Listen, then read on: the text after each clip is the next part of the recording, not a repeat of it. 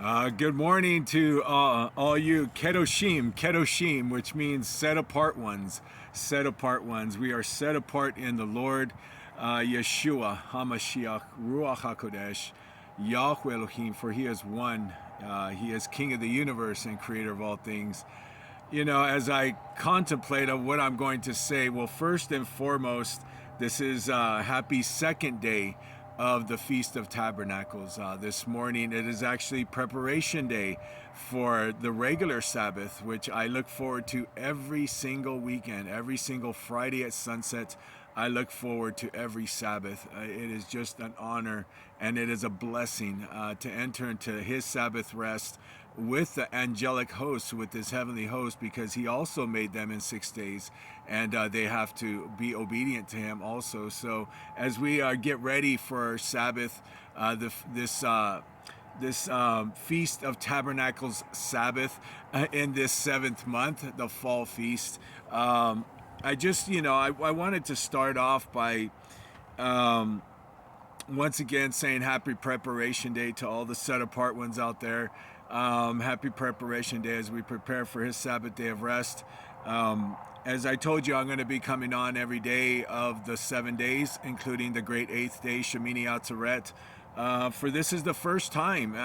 Just to let everybody know, I'm just only honest. I don't hide behind any mirrors. I don't.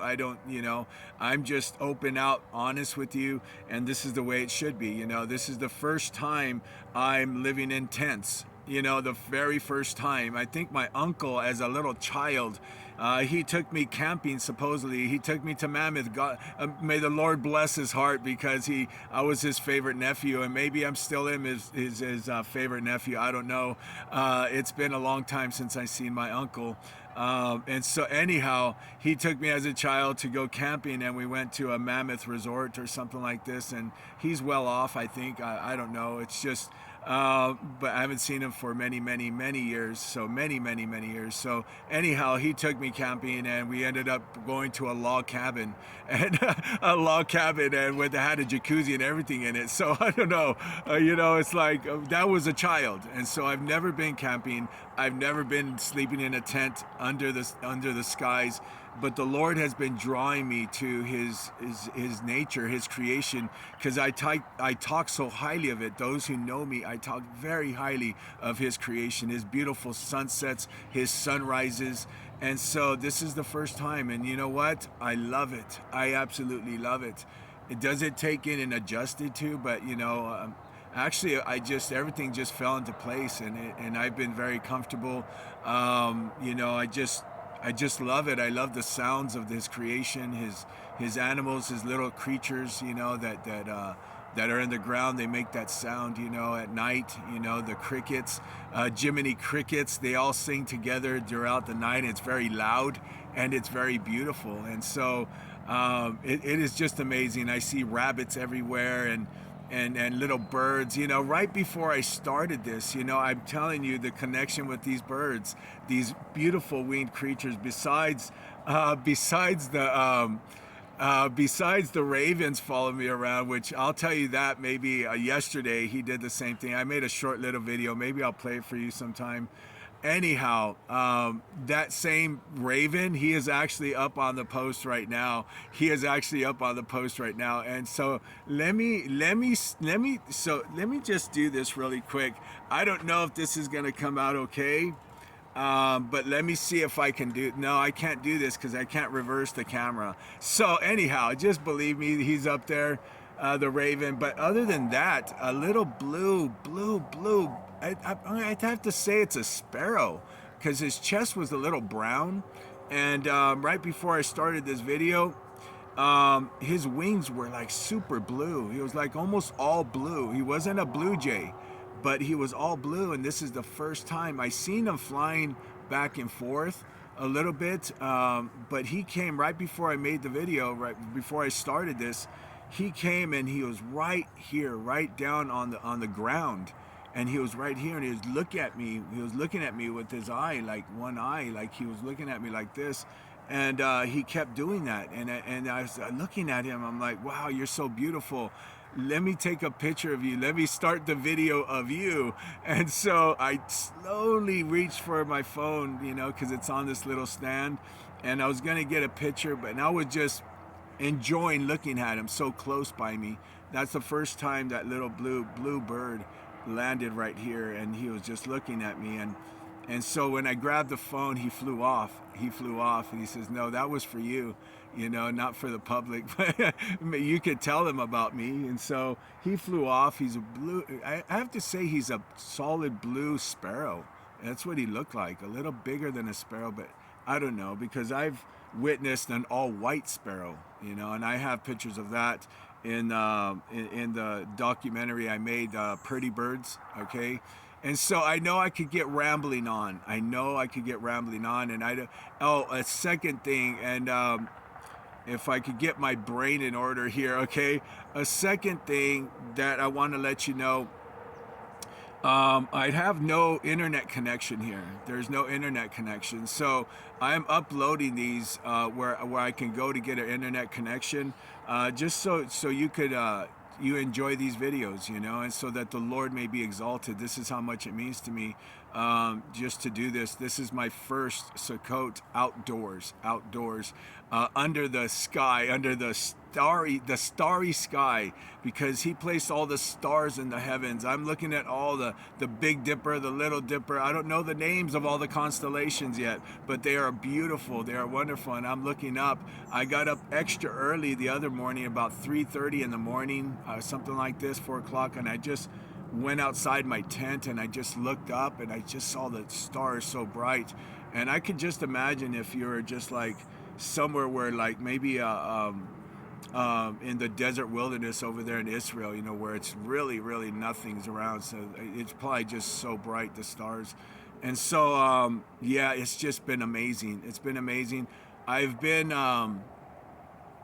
have been learning, okay, all the other Sukkots, the tabernacles, as I stay in a temporary tabernacle, you know, it has a little air conditioner in there.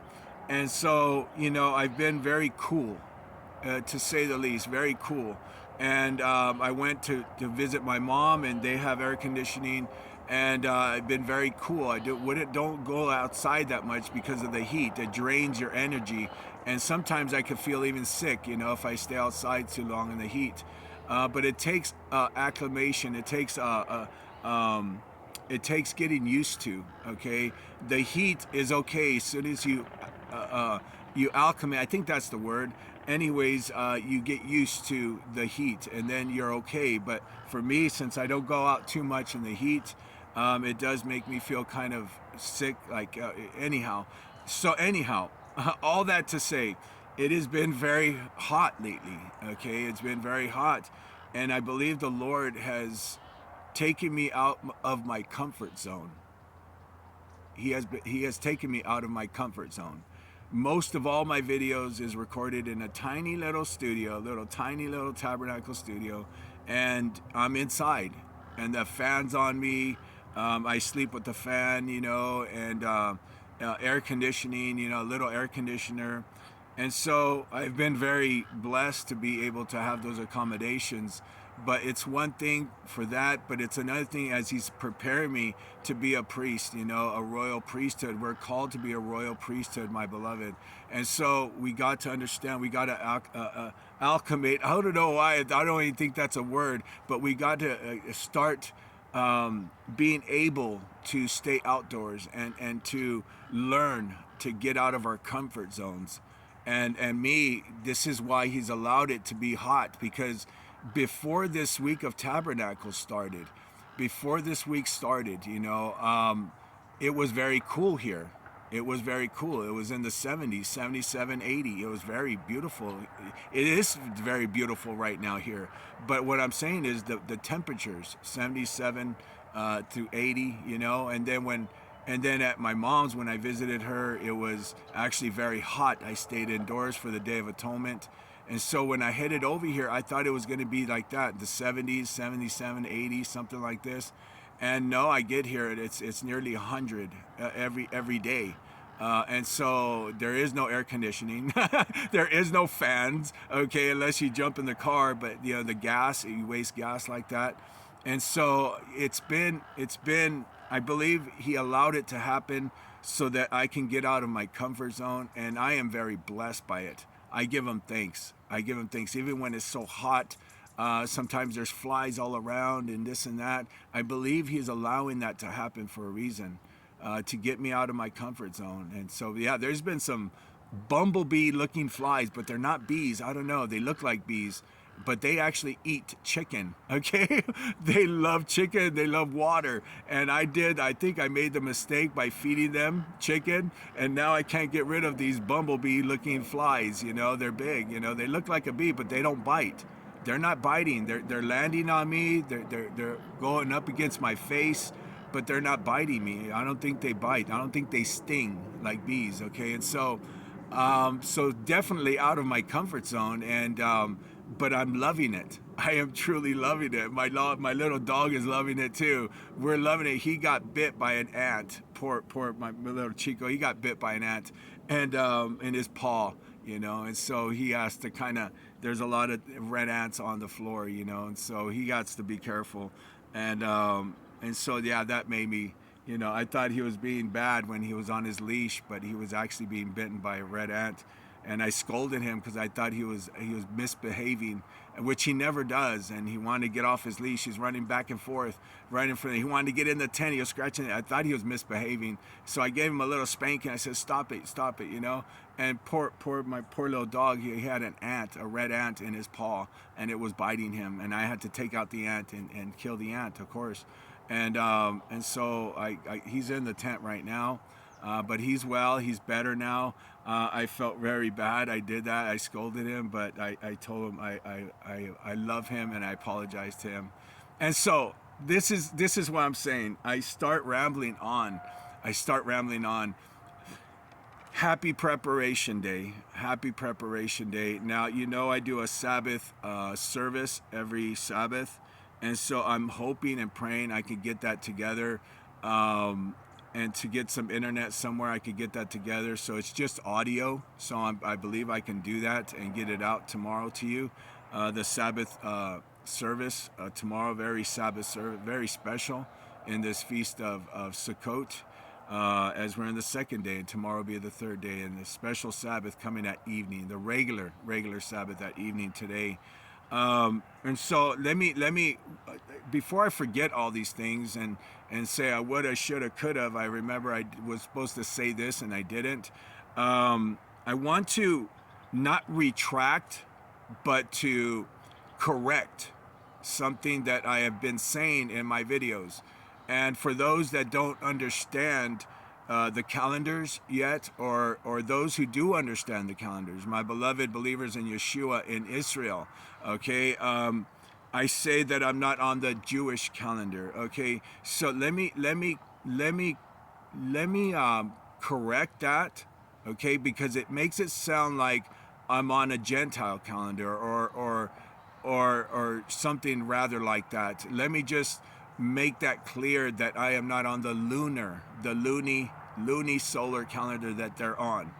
Am I on a Jewish calendar? Yes, because our Lord and Savior Yeshua, Messiah, is very much Jewish. He is the King of the Jews. He is the one that raised them up. He is Yah Elohim, Yeshua HaMashiach. He is one, and he raised them up from Abraham, Isaac, and Jacob. This is where we have all the 12 tribes. From the 12 tribes, we got the tribe of Judah, where the word Jew actually comes from, the word Judah. Okay, so he is the line of the tribe of Judah. He is the King of the Jews, and he will reside as king in Jerusalem.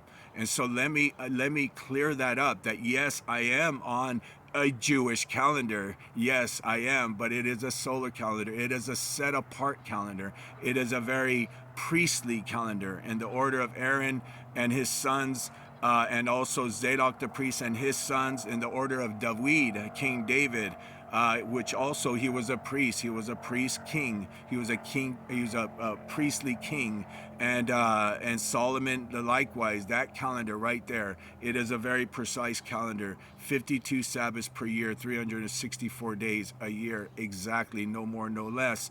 And so I am on a solar-based set calendar, a priestly calendar, in the line of Aaron, the priesthood, in 1 Chronicles chapter 24, 1 through 19. And that's been going on ever since the tent of meeting. The tent of meeting, and then later the first temple that went up, which King Solomon ended up building, but David made the blueprints, if you want to say. And so I just wanted to clear that up, okay? When I say I'm not on the Jewish calendar, well, I'm not on the Jewish luni-solar calendar, okay? And all the rest of the things I say is all truth. And so, but I love all my brothers and sisters that are on it, okay? And I never, always say, I never mean to tear down, never. Always to build up. Whenever I come across a truth, it's not to never put down. It's not to never, it's to build up, not to tear down. And I'll say that again and again and again. I love all my brothers and sisters. I love the Orthodox. I love all of them. I love the rabbis, the sages. I love them all. I love them. I love all my Messianic brothers and sisters. I love all of you out there, believers in Jesus Christ, Christians all over the world, from every tribe, tongue, and nation. But one thing, as a priest in training, and so because Peter calls us to be a royal priesthood, my beloved. So Yeshua, Jesus, calls us to be a royal priesthood, a set-apart nation. And so this is truth, this is fact. One thing I want to say to all believers in Jesus Christ, Yeshua Messiah, I want to tell you that he is seeking our obedience. I'm talking about his holy commanded feast days, which are very true. They are very, I went video after video after video showing you the truth